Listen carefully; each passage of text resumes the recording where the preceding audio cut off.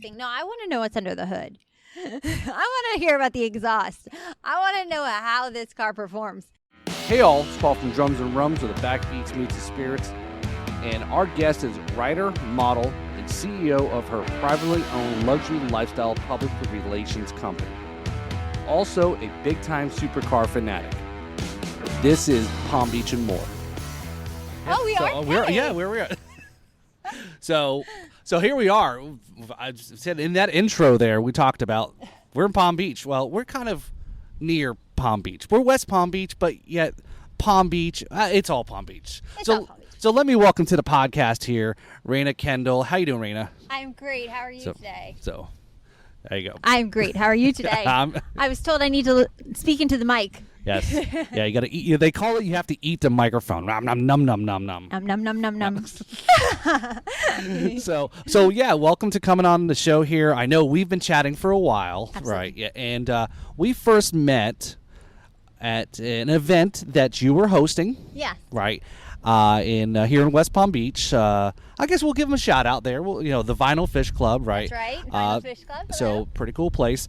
And there was what was again? Remind me, what was the event for? It was a charity event. You were fundraising. Yes. We were raising money for the Gent Row Foundation, which is an organization that's been come together to raise money to create these mentoring programs and other support for underprivileged communities, mostly for young boys at this stage. And it's a great nonprofit. It's brand new. So it's just also get some awareness about the nonprofit because since it's new, a lot of people don't know about it. So, spreading the word as much as possible. Right. It's excellent.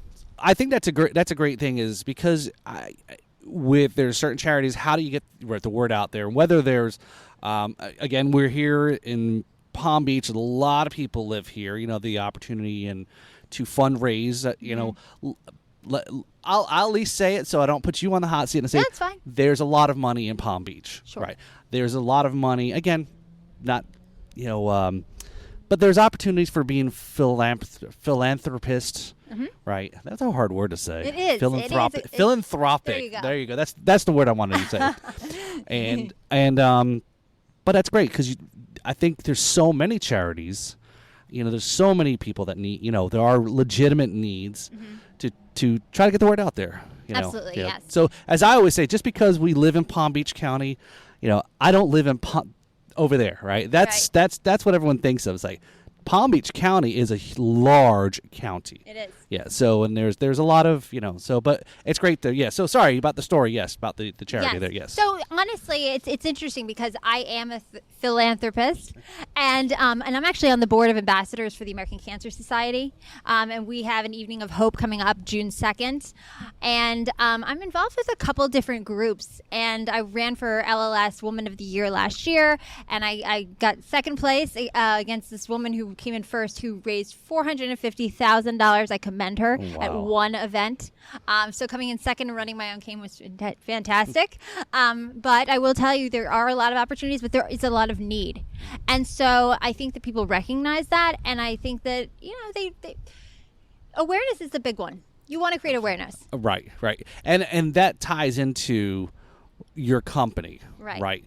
You're the public relations, marketing, social media is big, right? Right. So let's talk about the company here, your public relations company. So I just started my company about a year ago. I've been involved with a lot of different things at the same time, and so it's been a slow progression, but it's okay because that's how because I've been involved with a lot of different things, so that it's normal that happens. But basically, it's interesting because I like to grow organically. My company's growing organically. I grow my Instagram organically. I'm a big believer in that because I believe in the idea that you have followers that are going to stick with you, and instead of having these machines and all this other stuff, I never buy followers. Right. That's just my choice. But the interesting thing about my public relations company is that as it's growing organically, it's taken an interesting turn because my interests are I have interest in a lot of different things. They're pretty broad, but I am very interested in helping with, philanthropic initiatives and things like that. And so there's an element of that to my PR company that maybe I didn't anticipate in the beginning, but it's been really good. It's been really nice. And that's what brought me to Vinyl Fish Club. Okay, so there's a lot of it seems like you've got a lot of different experiences, a lot of different things you've learned over the years. That you've been able to use all those tools together. Right. Yeah. So I think that's so the importance of what I was really found interesting was we do our pre-show questionnaire, all the guests to kind of get a feel for what they're about, what they're into, dig a little bit more, but the company, right, your and I think there's a lot of interesting parts when I talk to different rum companies, and most of these rum companies are trying to crack into the market, and as I always say, 50% of the rum market, again, we're just talking one spirit now, right? Right. Of the whole. But 50% of the rum market is owned by two of the largest companies that's heavily marketed. You want to take a guess who they are? I don't know. Tell me. So, Bacardi and Captain Morgan. Okay. Right. So, you know the names, right? Of course. Yeah. Huge. I mean, Bacardi has a huge area at the Miami Heat. Right. Yes. Yeah, it's amazing. So, but you have a smaller company, and there are different scales of how they get their bottle, whether they distill their own, they maybe buy it from somebody else, contract still, whatever the case may be. It is tough to crack into that market. Sure. And some of the brands that I have had on, I find it very fascinating how they've approached their social media. They've been very aggressive, been very guerrilla. If you're really wanting to move, I think there's some that probably could use some help. So I don't know if I'm plugging opportunities for those that are maybe listening. That's right. Yep, there you go.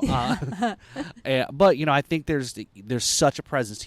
Back to the point about the charity awareness. Yes. People don't know if you got a product. People don't know who you are or what you got.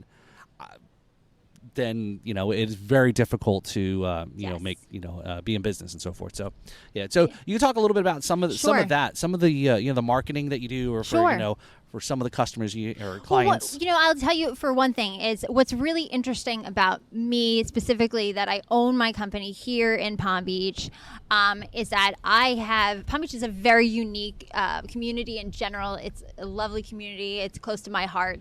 I'm from New York originally, which I think you knew, and I've been coming here, though, since I was a few weeks old, because my grandparents lived on the island, and I was very close to my grandmother, and so I have a real love for the community. And so I've seen it as it's changed, and it has changed. It's very different now than it was, but there is still that element of the original roots, right?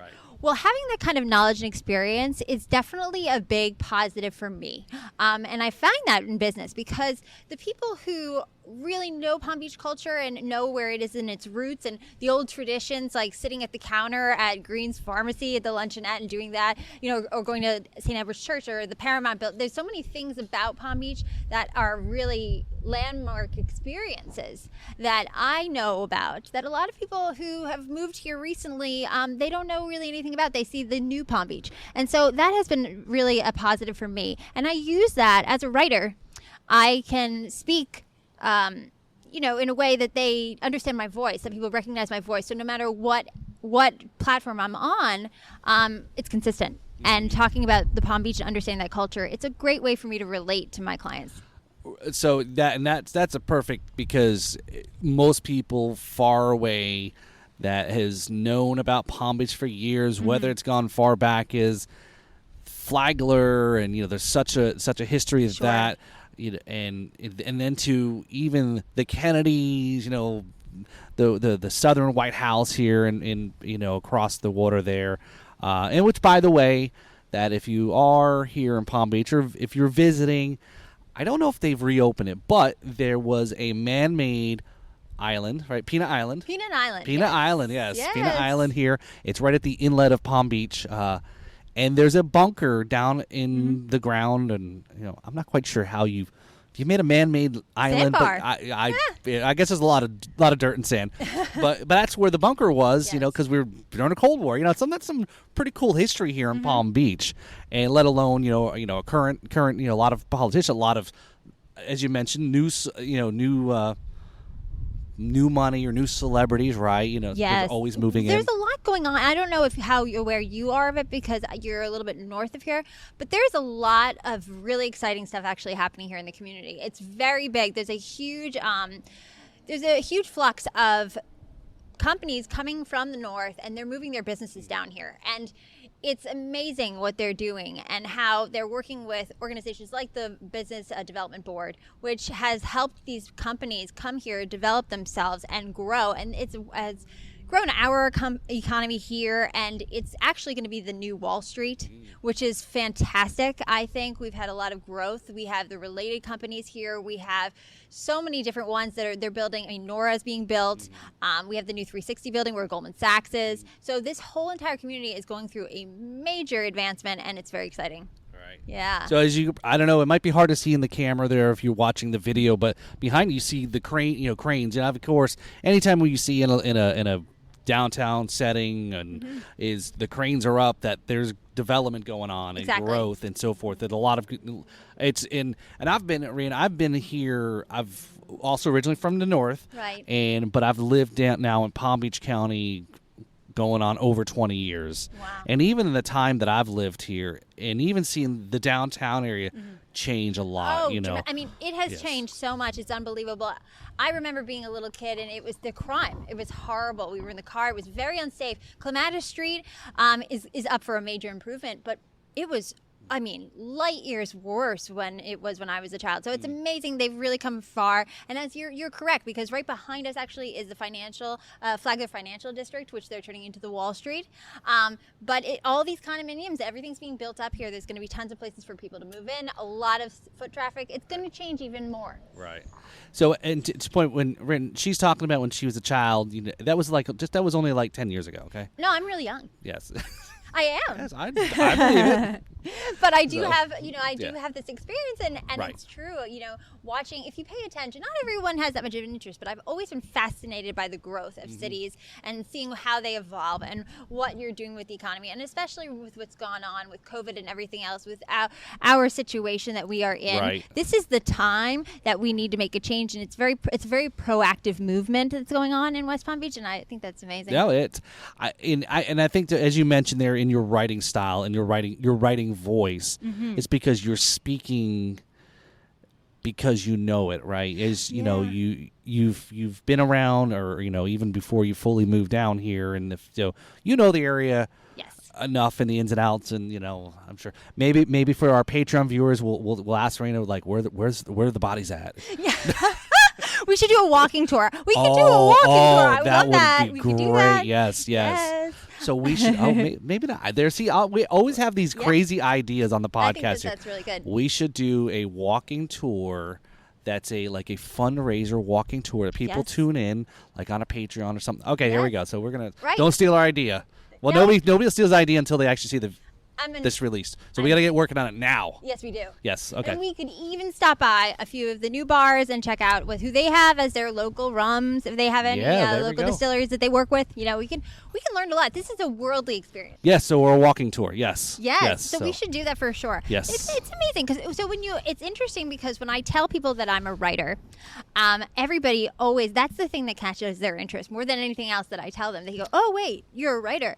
And the thing about me as a writer is I'm a lifestyle type of writer. I am all about the voice and connection, and it's not really mundane, historic or anything like that. It's very much of a conversation type of writing. It's a dialect, and that's how I post my copy and my Instagram and my Facebook, and how I do that. And it's that same kind of language. I speak as if I'm speaking in person, and I think it's very relatable. Yeah, for sure, for sure.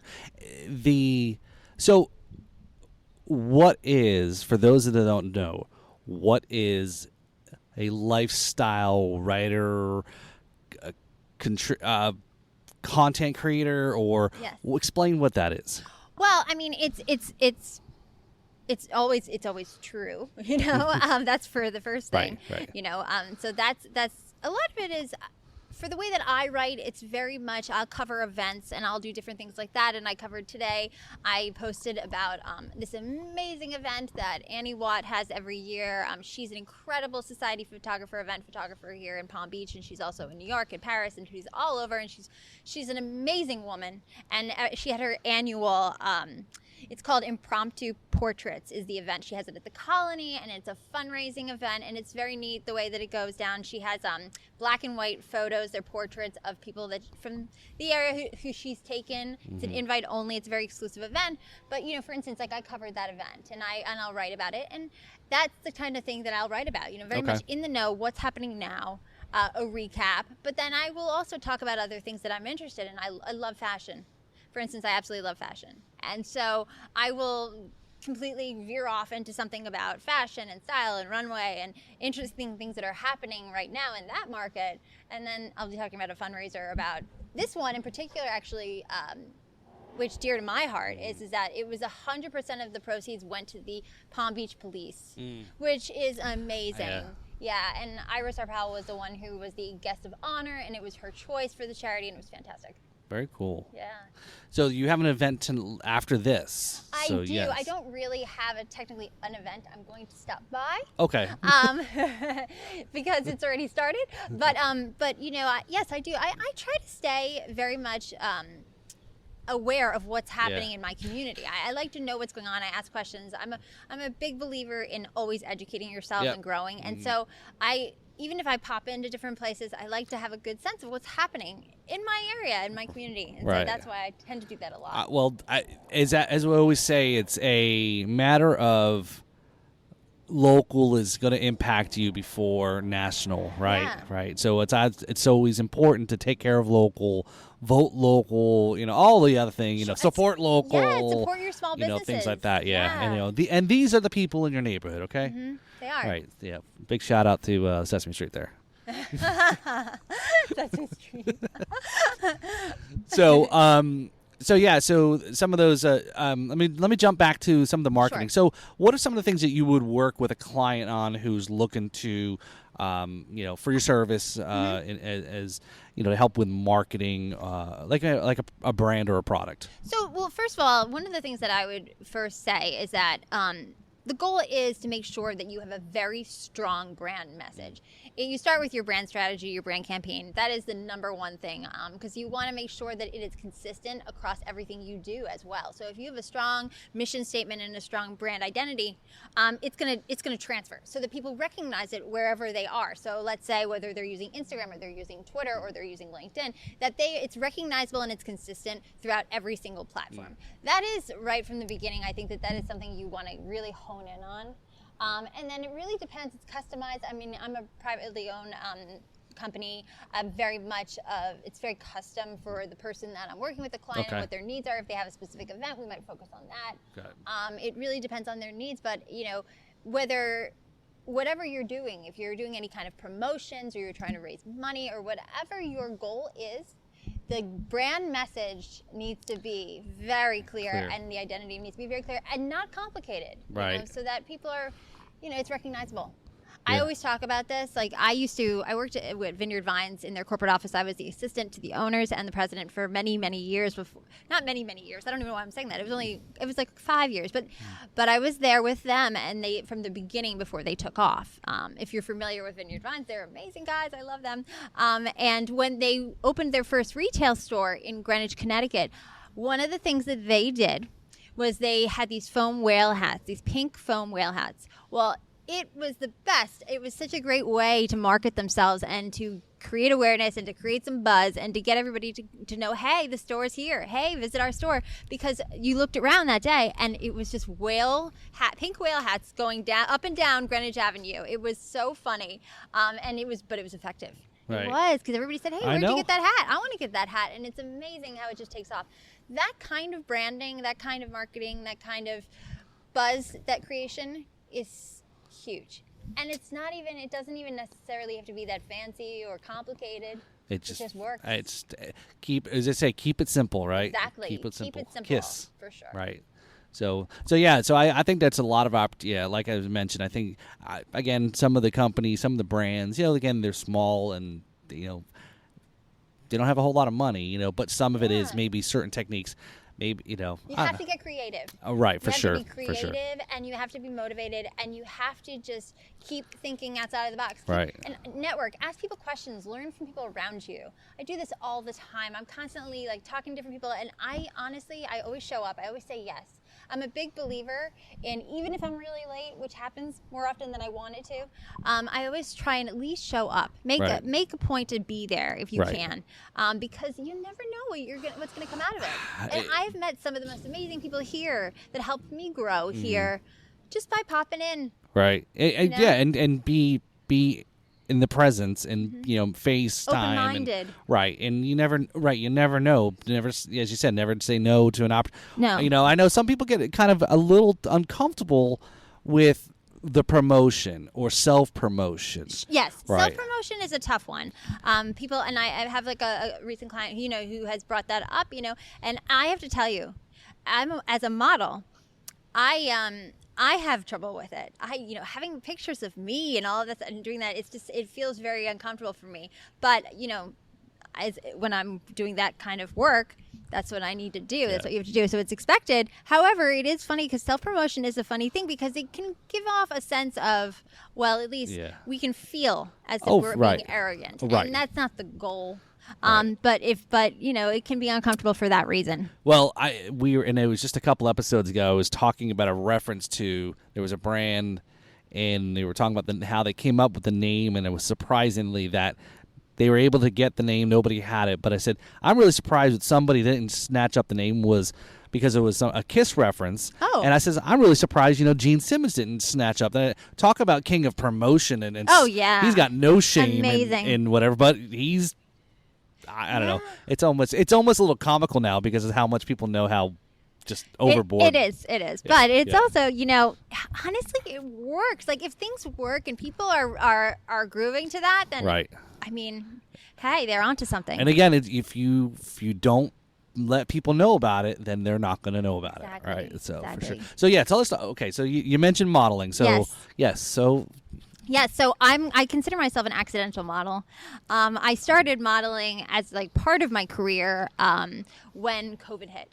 And the reason why was because I moved down here to West Palm Beach permanently about 4.5 years ago. Okay. And when I was here, I at the time I was writing my blog and I was trying to figure out what I wanted to do. And I had just moved from Connecticut and I was doing events. So I was doing hospitality and events. Well, the second COVID hit, I was out of work because there were no events, right? So I thought, oh my gosh, what am I going to do? How am I going to pay my bills?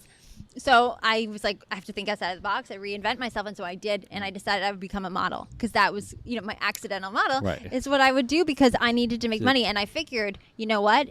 No better time than now because there were all these photographers who were also out of work. And I was like, teach me. And that's when that started. So, and it's not my main career. It's something that I do on the side. But I've enjoyed it. And it's added a different element because it's the part of me that loves fashion so much is that I get to explore that some.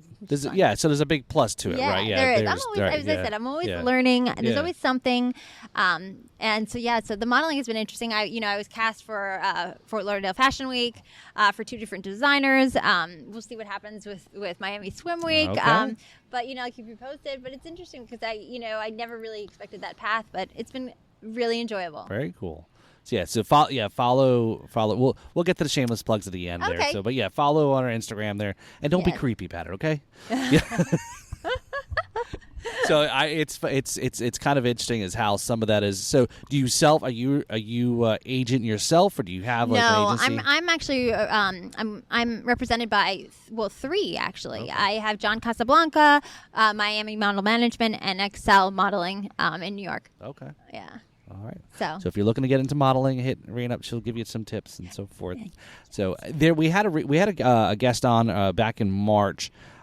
She does modeling. She travels, and she's talked about I guess a lot of it. You got to travel away because when you're like the new person in town, I guess in this city, photographers. I don't know. I'm going to screw it up and try to explain it. But anyway, so you just got to go back and listen to that episode there. But Raven Lynette is who I was talking about, the guest. And she does a lot of modeling. She does some adult modeling too. Right. So again, that's it's what you mentioned to me. right. Yep. Yeah. So it's you got to do what you got to do, and so anyway, it's a pretty interesting. See, mine's unique because for me, it's not my full-time job. Right. So I would love to have the leisure to just be able to just pick up and go, and a lot of people do that because that's their career. So it's a little bit challenging for me because I would find that if I had to go to rehearsals or something, like I might have a business meeting. Right. I might have a client. You got other stuff going on. So right. to do. So I don't have both feet in on that. Right. I have one foot in. But you know what? She's right because if you really want to make it, you got to be in Milan. You have to be in Paris. You have to be at all of those fashion weeks, casting and meeting designers and putting yourself out there. Right. Instead of just staying local where you have to really expand. Right. So some of the modeling also, though, it ties you in with, okay, how does the supercars come into play? Okay. So recently I actually left Supercar Week in December. I was there with them for 3 years. Did you guys see that smile when I talked to, when I mentioned Super? Okay, again, you're listening, you don't see the smile, but watch the video, yes. Well, here's why, and I'll tell you why, because my love for cars starts from the time I was literally born. I was named after one of my grandfather's car dealerships in Kendall, Miami, Reina Kendall, and so I have loved cars way before Supercar Week. I've loved them my whole life. I'm a big Formula One fan. I've been to Bahrain and Monaco to see the races there, Formula One. So I've loved cars, and I actually stumbled upon Supercar Week because I had just moved here, and I on my own saw that there was a Ferrari Concorso, and it was in Abacoa, and I went by myself that day to check out the Ferraris because I love cars, and I stumbled upon the guys from Supercar Week, and that's how that connection happened. But I've loved cars my whole life. Very cool. Yeah. And I'm not your traditional car lover. When it comes to women, I guess like what you'll hear is that women will say, and listen, I don't know if that's true, but they'll say like women just like the way it looks and everything. No, I want to know what's under the hood. I want to hear about the exhaust. I want to know how this car performs. That's how much I love them. All right, guys, there you go. You got to be all don't be all show and no. You have to know. Well, you know what? There's there's a beauty behind the automobile industry. It's very interesting. There is a huge car community, especially here. I mean, it's a cult following, and it's wonderful. Do you go to the Palm Beach Cars and Coffee? I don't. You know what? That one I don't go to, but I go to the Palm event, and I go to I'll go to different ones that they have, like the Boca Elegance. I've been to all of that. Yeah, that's true. And Supercar we have, and then there's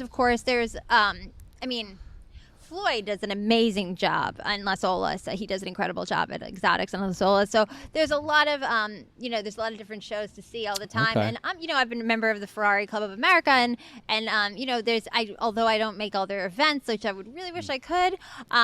It's a cult. People love it, and I love that sense to be around of the car. Yeah, to be around that. It's great, but you hear the engines. It's like you go to a race and you can feel it in your chest. It's that vibration in your chest. There's nothing like it. Oh yeah.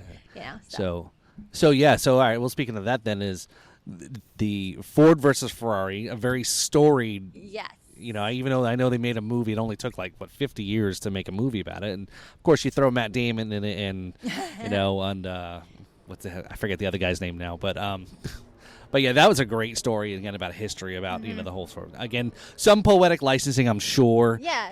But still, Ford went and built a supercar to beat the Ferrari, and they did. And there's a whole lot of story about it. So Ferrari though, it's funny because it's funny you bring that up because Ford is like one of my favorite American made cars, Ford. Because and I like the idea of having things made here in America. I like supporting our industry here. But Ferrari is, it's funny. I've been in Bugattis. I owned a Maserati. I've driven so many cars. But I think it's because I love they make Ferrari. Amazing cars. It's hand built. And I'm Italian. So, that helps. All right, there's something. Now we get but to. It's so funny. Like one of my favorite race car drivers was a Ferrari driver. Like I just love it. It's so elegant. It's just interesting. Yeah. So you're gonna be at the Miami Grand Prix? I would love to be. I wasn't there last time, so I'm hoping this time for sure. I would love to be. I'm actually excited that they're having one in Vegas too. At some point, maybe I'll make it there. I have three this year in the U.S. Austin, Vegas, and Miami are the three, and it's awesome. It's so awesome. Formula One is a totally different race than any of the other races. Oh yeah. And you know what? it's just the community, but it's it's very luxury lifestyle. Sure. And the cars are gorgeous cars, and it's just the brands it's, that follow it are. Yeah. I mean, it's just it's international. It's That's, international, I think, exactly. Yeah, exactly. That's a big thing. It is. I'm going to be at the Miami Grand Prix. That's right. You told me that. I wish I was going. Maybe he can invite me. Yeah. I would love to go. But yeah, you're going, and that's awesome. Yeah, So did you go last year? I did not. So this will be my first year. So congratulations. I'll tell you off camera why and how I'm actually able to go. But excellent. That's a whole nother story. Good. Yeah, so I think you're right. I mean, again, I've always loved cars and, love cars that, necessarily I can't afford, but still, you still love them as whether it's like a piece of art, It is a piece of art. And, and whether it's a Ferrari or, there's a lot that goes into it. Not only, as you said, the styling and the way it looks, but yeah, the engine, the exhaust, and the specifications, how fast can it go? That's always a big one, right? Do you like to drive? I'm curious. Are you a driver? Why I don't know. I love to drive. I'm you're not asking me like drive for Uber. No, but I mean, no, but I love to drive. Yeah, I'm always in the car. I love it. When I'm having a stressful day, I can get in the car and I listen to music and I just drive and it clears my head and it's that feeling. But I have many friends who do not feel this way. Yeah. And I'm curious because can you be a driver? Can you not be a driver and love cars?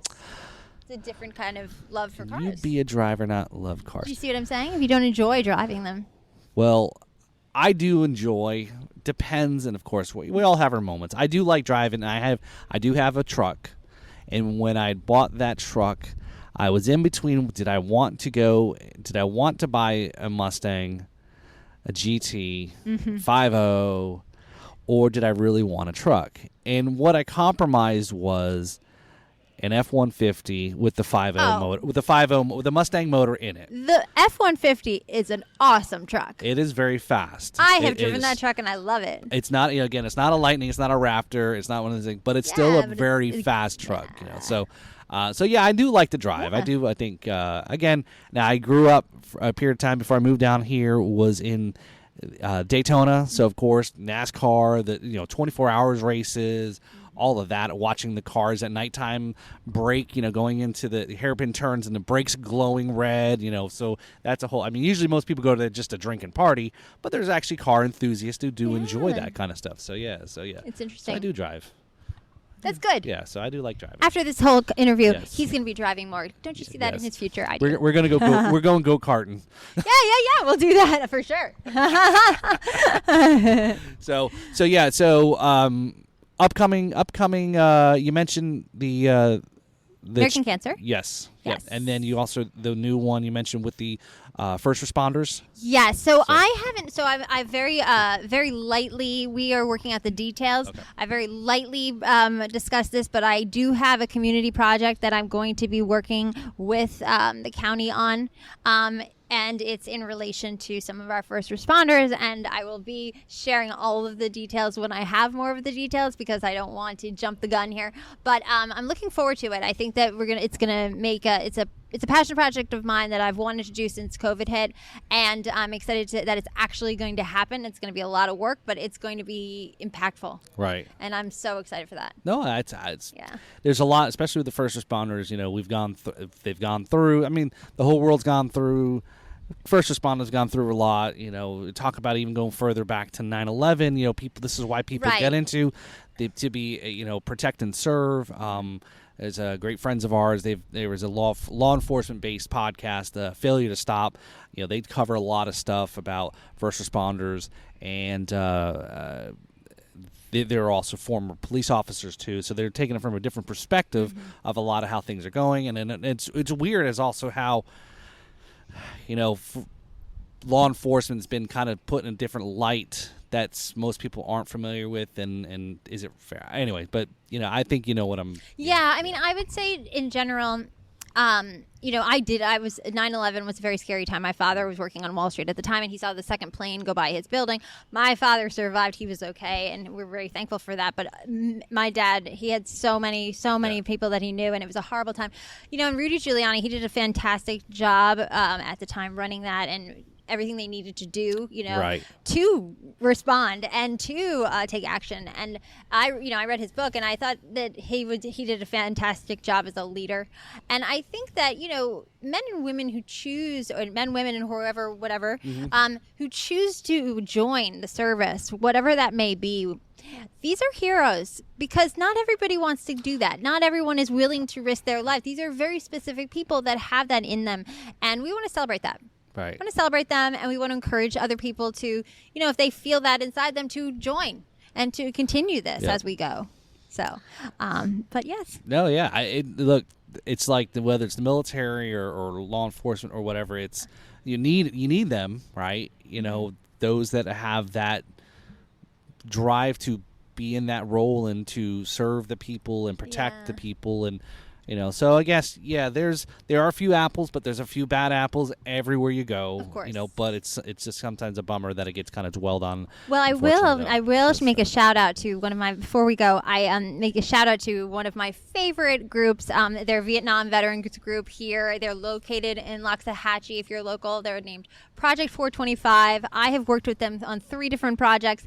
These are my friends. They are amazing guys right from Vietnam, and they have great stories, and they are incredible leaders, and they're right here. So, cool. If you ever run into them at an event, they give back a lot. They're great guys. It's Project 425. Very cool. Michael Carroll is the leader. All right, very cool. Yeah, my father had served in Vietnam before he became a citizen. So he had served and just one tour, but it's still he was very, very 9/11 really struck him, and to the point, and was one, what can I do? And again, we were in a really, I think most of us know the history, but not to get too much dwelled into it, is we were all very, as a country, it's unfortunate a single event like that unfortunate single event like that brought the country together.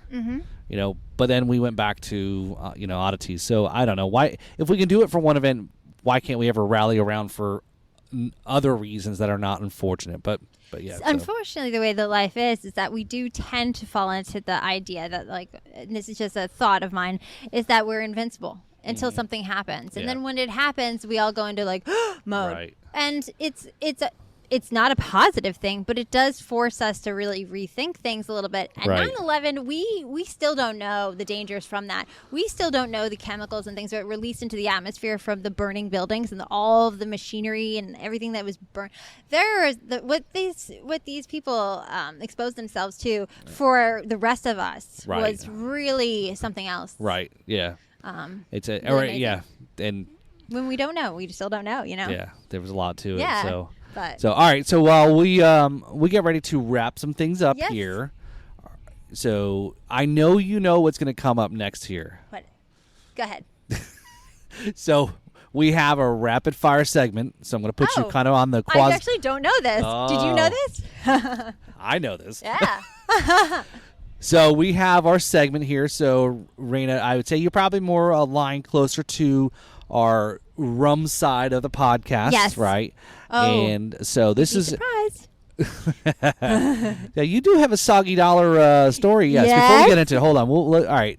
Yes. So I have been to the Soggy Dollar. I've been sailing throughout the BVI's 6 times on catamaran, and I've been to the Soggy Dollar bar. And when I was getting married a couple of years ago, I actually had them ship all of their cups. I ordered something like 500 cups. Their special signature cups, which if you've been to the Soggy Dollar, you know exactly what I'm talking about. I had 500 of those cups shipped to me for the wedding.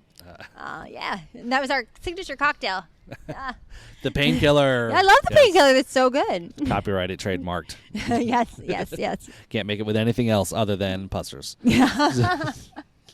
All right, so here we go. So we're going to go with in 4 sips or less. That's what the rummer guests are. As I call them, the rummers. Either you're a drummer or you're a rummer. So we'll put it in that sense. So I'm going to consider you a rummer. Okay. So we're going to say in 4 sips or less here. So first question is, in 4 sips or less, what empowers you? What empowers me? Yes. Oh my gosh. Well, what empowers me is my story. I was very sick I was living in and out of a hospital for 3 years before moving here to West Palm Beach. I suffered with my health very significantly, almost lost my life twice. And over those 3 years, I spent 3 birthdays, 2 Christmases, and 1 Thanksgiving in a hospital. I made a miraculous recovery. And so that empowers me. Wow. And that motivates me to give back because it's my time. Yeah. Wow, that's amazing. So well, all right. That's the big one. All right, all right. All right, so I don't know. Whoever's a future guest, you may have a tough time answering that question when it's your turn. That was a loaded answer, right? But that's the truth. It's every day. All right, so second one here. So in 4 sips or less, we were just talking about them. Favorite supercar or car? Favorite supercar or car? Okay, so if my favorite brand is Ferrari. I love Ferrari. I just think that it's elegant. My favorite car. I would say, this is interesting. I love trucks. Like, I do love them. I would say I've owned a lot of different cars. My favorite car that I've owned, and I've owned the BMW X5. I currently have a Mercedes, is the Range Rover. I thought that the Range Rover, the big one SUV, that was like a beast. It was a tank in the snow. And so I would say that was my favorite one I've had. Okay. But I also had the Maserati Ghibli, and I loved that too. That was fun. I mean, she would jump. She was literally right off the line. Well, perfect. That will lead us right into the next question here. So in 4 sips or less, what's the fastest you've ever driven? 125. Does your Maserati do 185? Oh, I could probably go way faster than. Actually, I'm going to say maybe faster than that, but around there. And it's not legal. But you know what? I didn't do it today. And so I'm okay. But I would drive. Actually, it's a great question because not that I want to carry on forever, but I do want to take lessons. I want to learn how to race cars. I just, I haven't had the time. But I've actually spoken to some of our local race car drivers here, and they've pointed me in the right direction because I do want to start racing. And it's a bummer that Palm Beach or Moroso or whatever we call it was closing, and it's a race. Drag strip, quarter mile racetrack out there here, Western Palm Beach County, and they're closed. The owner's closed, and so it's been around for a long time. A lot of history, also. I did a photo shoot there, and they were drag racing during my shoot, and it was such an awesome place. And I've been to events there, and it's Palm Beach International is, I guess, Raceway is what it would be called. PBIR, it was just so it's sad. Yeah, but oh well. So. What can you do? Yep. So, all right. So, but yes, I was at 125. That's my final answer. Okay. Of course, it's on a closed circuit course there. 95. No, I'm just kidding. I'm kidding. So, when your law enforcement friends better not hear this. No, they know I'm good. They know I'm good. They do, and they know I'm respectful. So, what car was it? You know what? I actually was thinking about that as you said it. It probably was the Ghibli, but it could have been. I mean, my old car, my Range Rover was a beast. I mean, it had a huge tank, and so it was just rock star. Right. I would say maybe that one. I would say that it's interesting because I think that in terms of SUVs, the X5 versus the Mercedes is totally different. Mercedes is more luxury, and X5, if even the steering's tighter, it's tighter like a race car. Right. So I raced a lot more in that car than I do now. It's more of a leisure car. So I would say if it wasn't that one, it had to have been the X5. So this is a bonus question here. I'm going to get to question 4, but I'm going to ask you this bonus question is. So where does that put you with thoughts about electric cars now? Okay, so I'm not a really great person to ask that question. Okay. Because I'll tell you why. Electric's amazing. They're great. I mean, it makes the concept. They can be fast. They are. They're light, and the concept is great. Yeah. I have nothing bad to say about electric except for one thing, and they actually are going to add this. So apparently it won't be an issue. They are silent. Yeah. As a car person, I love the sound of the engines. I can feel it in my chest. I love that power, and the fact that they are so quiet to me is like, oh no, but they apparently are going to add the noise because it's a big thing. It doesn't feel like it's a real car without it. But if they add it, then you know. Well, I tell you, they say in motorcycles. I mean, they're beautiful cars. They are. They say loud pipes save lives because you can hear the motorcycle. So when you're changing lanes in a vehicle on the highway, you know, at least you hear. It's like a siren on a truck too, right? Yeah. So, but okay. It's an interactive thing. Noise is an interaction. I mean, if you're at a race and all of a sudden they're going around the side, they're all there, and then they're coming your direction, and you hear it like that's great. Yeah. Okay, for those of you listening to the podcast, I was trying to quietly go what it sounds like with a car whizzing by. You know, if you go to a NASCAR race or an IndyCar race or Formula One race and a pack of cars go by, it is deafening. It's amazing. The force, the sound, and everything. Yeah, it is. It's so neat. All right, so last question here in 4 sips or less. So as you mentioned, you're very familiar with Palm Beach. Yes. You've been visiting, and you know. If somebody was visiting, what's the must-see thing or place, or what's the must thing somebody should go see in Palm Beach or in this area in here? terms of like an attraction or restaurants, or what are they like? Does it matter? I would say, like, if you told somebody, say, I have one day in Palm Beach, and this is the one thing I want to not miss out. So I did a magazine article for Voyage Miami magazine, and they asked me this question, and there was a lot of information in the one question in that one day. It would be a busy day for that person, but I would tell you that like some of the things that I would say right away. I mean, you have to go to Worth Avenue. You have to go to the Breakers. The Breakers is amazing. I mean, I go there sometimes just to think. I'll walk around outside by the ocean. I love it. It's one of my favorite places. That's where I'm going after this. And you know, Worth Avenue. You also, I would say, check out the Flagler Museum. I would say absolutely go to the Colony. It's totally different. Pink Paradise is incredible. It's a totally different feel. It's a boutique hotel feel than the Breakers. It's absolutely different. It's gorgeous. They have a great restaurant. It's fantastic. And you know, so the other things I would say is you want to do some of the Palm Beach like original things. I would definitely go to Green's Pharmacy. You know, they have the Beach Club. There's go to the Esplanade to do some more shopping if you wanted to. You go to the ocean. I mean, there's a lot to do and a lot to see. Yeah. All right, so you have 24 hours. This is I would check the museums too. This is like an episode of like Norton and Society. The Four Arts. It's fantastic. Four Arts is great. All right, so if you ever see the Kiefer Sutherland show 24, this is exactly what Reina described. Yes. If I took you on a tour, we'd be busy. Lots of restaurants, lots of people you want to talk to. It's a good thing you drive fast because you definitely got a lot to cover. Yeah, you just got to jump out of the car real quick. Oh my God, that's too funny.